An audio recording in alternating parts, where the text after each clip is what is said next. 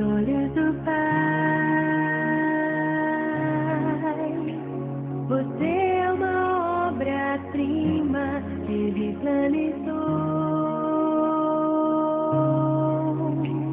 Com suas próprias mãos pintou a cor de sua pele, os seus cabelos desenhou cada detalhe num toque de amor aos olhos do Pai. Você é uma obra-prima que Ele planetou.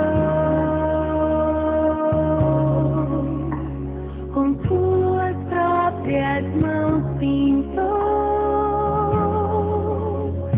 a cor de sua pele, os seus cabelos